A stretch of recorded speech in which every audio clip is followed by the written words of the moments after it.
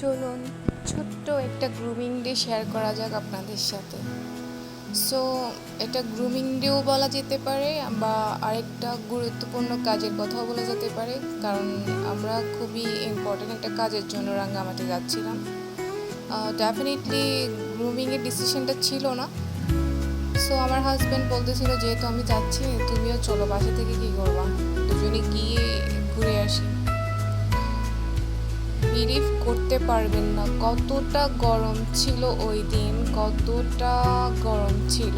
রোদ এত বাজেভাবে হিট করতেছিল, মানে মনে হচ্ছিল যে সেঁকতেছিল আমাদেরকে কেউ খোলার মধ্যে।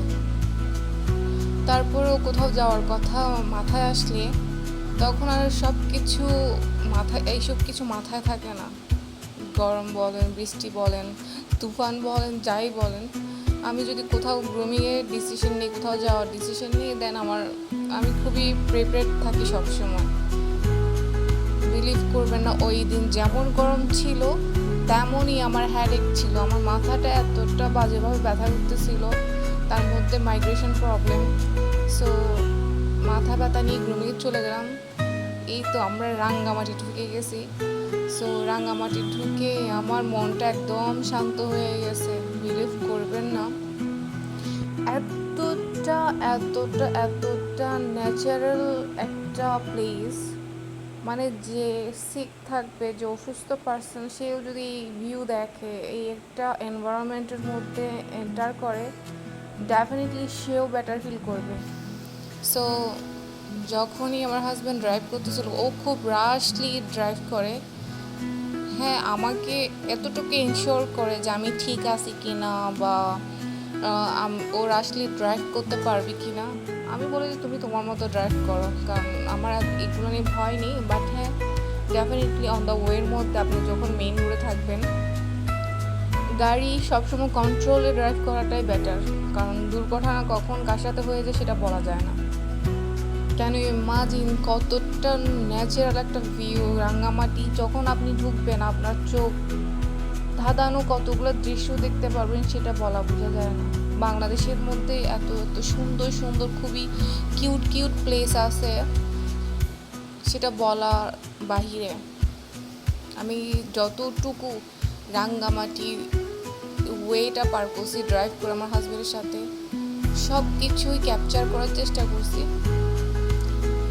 গ্রিন এনভায়রনমেন্ট দেখলে আমার মাথা ঘুরায় যায়। ছোট্ট একটা জায়গার মধ্যে ব্রেক নিয়েছিলাম একটু দাঁড়াবো বলে, তো সেখানে দাঁড়িয়ে ওইখানকার এনভায়রনমেন্টে একটু ক্যাপচার করলাম। কত সুন্দর, মনে হচ্ছে যে আকাশের সাথে জমি টাচ হয়ে গেছে, এমন একটা অবস্থা। সো ইয়েস, তারপরে যেখানে আমরা একটু ব্রেক নিয়েছিলাম সেখানে ছোট্টখাটো টঙের দোকান আছে চাকমাদের। যারা পাহাড়ি মানুষ যারা আছে, তাদের মানে জীবন জীবিকার জন্য যে দোকানগুলো করে থাকে, সেই কয়েকটা দোকান পাইছি। তো ওখানে গেলাম, গিয়ে ওনাদের সাথে কথাও বললাম, কথা বলছি, ভালো লাগতেছে অবশ্য, ওনারা খুবই লাইকিং নিয়েছে আমাদেরকে। আর জানি না কেন জানি ভয় করে ওনাদের সাথে কথা বলতে, এতটা মানে ফ্রেন্ডলি কথা বলতে পারি না। তারপর চেষ্টা করেছি, তারপর ওনাদের দোকানে দেখলাম অনেক কিছু, অনেক পাহাড়ি জিনিস।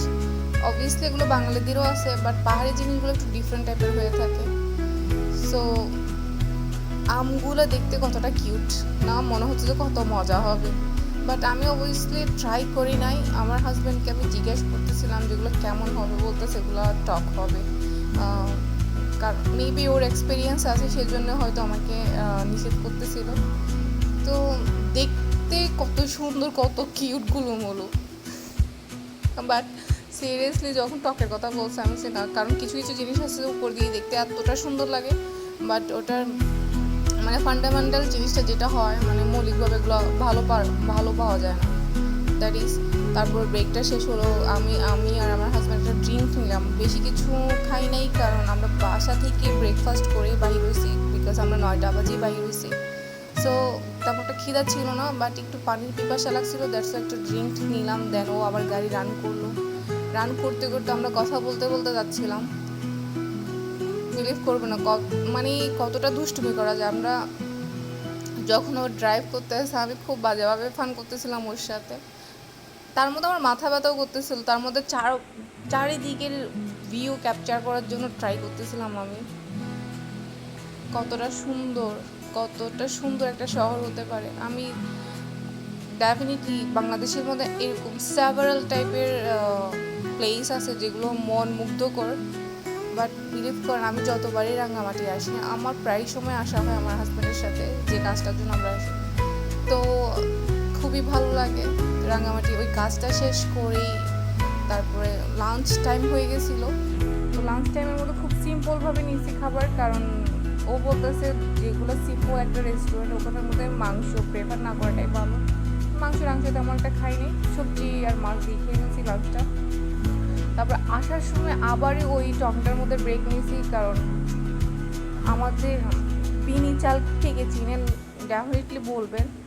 বিনি চালটার জন্য আমি খুবই কিউরিয়াস ছিলাম। আমি ওকে বলতেছিলাম যে আমি বিনি চাল নিব 1 কেজি, কম করে নিব, বেশি করে নিব না।